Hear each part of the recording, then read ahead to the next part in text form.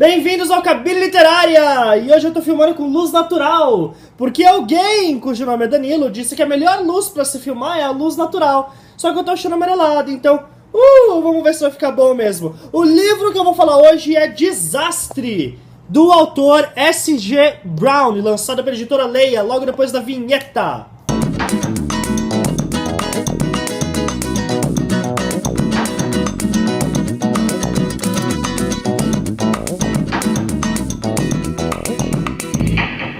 Deixa eu começar falando disso aqui. Olha essa capa é linda.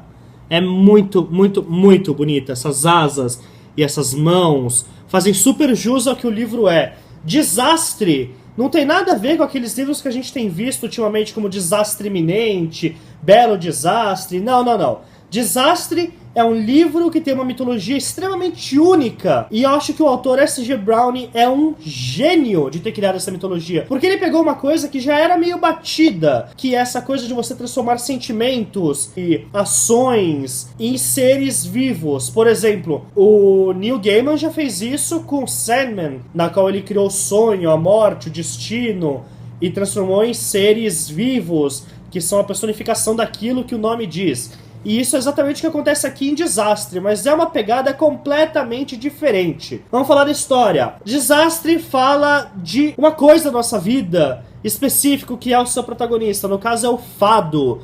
Fado é aquele que traça a sina dos humanos. Sabe quando você vira e fala uma pessoa está fadada a tal coisa? Pois é o fado. E existe uma diferença entre fado e destino. Você pode nascer no caminho do fado ou na trilha de destino.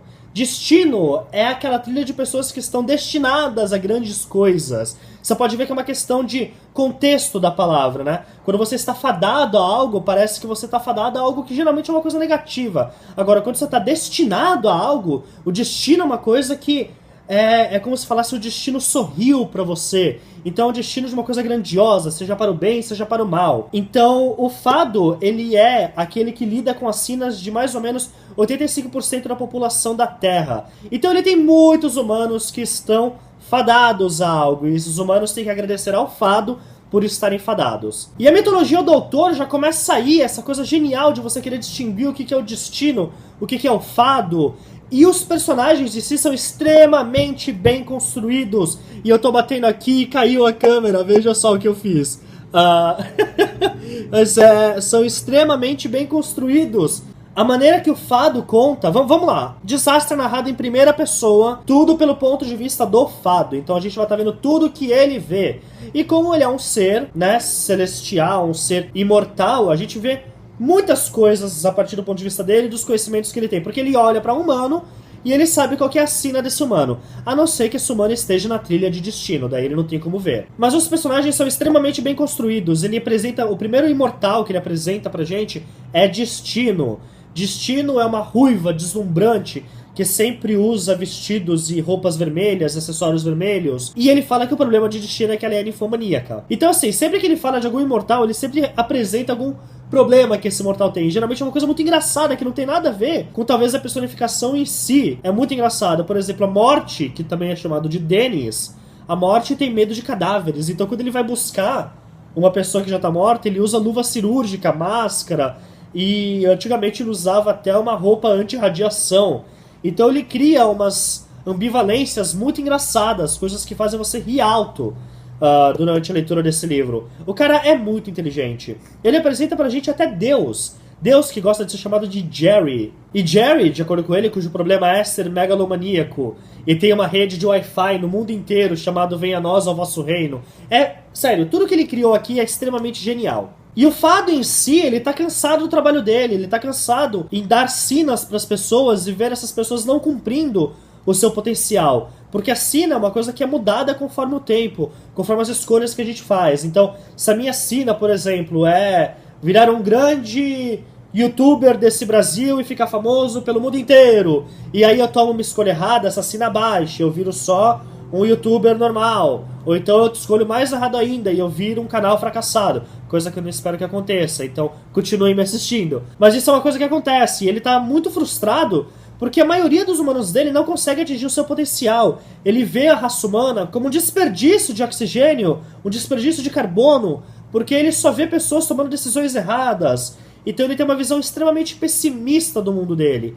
E por mais que no começo ele tenha alguns pensamentos, algumas filosofias muito fortes a respeito disso, muito coisas que você lê e fala, nossa, que foda que tá escrito aqui, com o tempo isso acaba ficando um pouquinho cansativo, porque ele repete o quanto ele tá desapontado com seus humanos, o quanto ele queria que eles fossem melhores.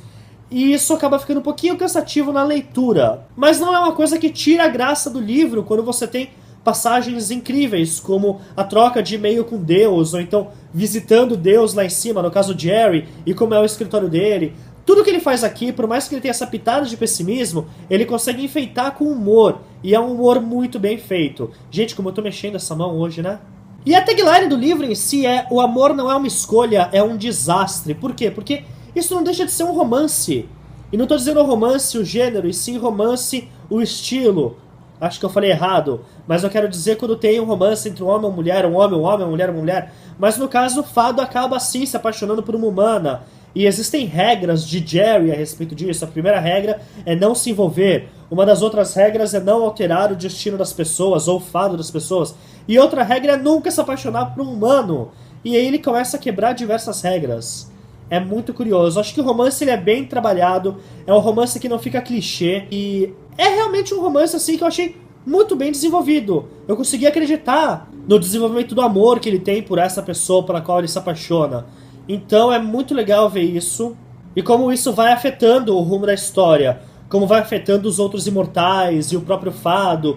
E Jerry, que é Deus. E por aí vai. Eu acho que a coisa que mais me deixou decepcionado nesse livro, e eu não vou dizer decepcionado, porque por mais que tenha sido algo que eu achei negativo, não estragou a minha experiência com esse livro, foi o final. Eu esperava o final um pouquinho mais explosivo, um pouquinho mais plot twist. Eu achei que foi um final muito medíocre, levando-se em conta o desenvolvimento da história em si. Por mais que, pensando em como a história desenvolve, é um final que faz sentido. Ele faz tanto sentido que talvez você tenha aquele sentimento de, poxa, eu já estava esperando isso, eu queria algo mais. Existe um twist bem no final, assim, nas últimas 2 páginas, e que é um twist legal, mas como ele não é mais desenvolvido porque você chegou no final do livro e aquele twist aconteceu, você fica com aquela sensação de, gostaria de ver um pouquinho mais disso. Porém, não existe planos do autor de fazer uma continuação desse livro. Então o final é o final, você fica com aquela sensação de meio coito interrompido. Mas assim, como eu falei, não estragou nem um pouco a experiência do livro. Eu acho que o autor fez um excelente trabalho em criar a sua mitologia, o seu mundo, os seus seres. Ele é foda. E eu ouço muita gente falando a seguinte frase: o fado é foda. Mas sinceramente, S.G. Browning é foda. O cara escreve bem demais. E eu acho legal também que, como eu falei, o fado tem uma visão muito pessimista a respeito do mundo. Ele tem uma visão muito particular a respeito dos seus humanos. Então o livro acaba servindo também como uma forma de você observar a sua própria vida. Ele faz algumas críticas à própria sociedade, a como o ser humano não chega ao seu potencial, a como a gente tem várias decisões que a gente faz no nosso dia a dia, e tem uma mosca voando, mas várias decisões que a gente... Ah, mosca! Várias decisões que a gente faz no nosso dia a dia, e talvez a gente não tome a decisão correta porque a gente não quer correr atrás daquilo que a gente acha certo, talvez a gente não esteja cansado ou com preguiça. Então é até interessante você pensar, tipo, as decisões que eu tomo no meu dia a dia, será que eu tomo pensando no meu bem ou naquilo que vai me satisfazer momentaneamente, mas não no longo prazo? Então isso faz pensar um pouquinho também. Então é aquela coisa tipo que eu falei, uma escrita foda, uma história muito foda, desenvolvimento de personagem foda. Esse autor é foda, cara, ele é muito foda. Em termos de edição, pecou um pouquinho pra mim a tradução. Pareceu uma tradução muito ao pé da letra, esquecendo que existem algumas expressões idiomáticas da língua inglesa que são traduzidas de forma diferente do que ao pé da letra. Como, por exemplo, eu peguei uma hora que estava escrito "eu não posso me ajudar", mas na verdade estava vindo do inglês "I can't help myself", que significa que eu não consigo aguentar, é algo que eu preciso fazer. I can't help myself. Então eu achei isso muito estranho. Ou então outra tradução que eu vi que era "chamada próxima", que veio do inglês "close call", que pessoas que falam inglês sabem que significa que é algo que passou perto, passou raspando, tipo, aquele tiro passou raspando, that shot was a close call. Então eu achei que pecou bastante na tradução de expressões idiomáticas, por mais que não atrapalhe o livro, mas são algumas frases que podem vir a ficar um pouco sem sentido para algumas pessoas. Olha eu cagando meu cabelo. Mas olha, é um livro super recomendado para quem curte humor, para quem curte uma mitologia bem criada, para quem curte uma escrita foda. É um livro recomendado para todo mundo. Mas assim, devido aos problemas que eu tive durante essa leitura, como o final, essas coisas que eu comentei, o livro vai levar para mim 4 troninhos, mas são 4 troninhos cintilantes de amor. E eu quero muito ler os outros livros da T.J. Brown. Eu fiquei sabendo que ele lançou um ano passado chamado Lucky Bastard, que é um cara que rouba a sorte das pessoas com um aperto de mão. Parece muito legal, esse cara tem umas ideias muito geniais. Mas então é isso, obrigado vocês por acompanharem até aqui. Se você gostou, clique em gostei. Se você é novo no canal, se inscreva. E saiba que a gente tem o nosso site, cabinoliterária.com.br. Então se você quiser, ó, clica aqui pra acessar, porque agora a gente consegue mandar vocês daqui direto pro site. Tão fofinho. Favoritem o vídeo e nos amem sempre. Aquele beijo.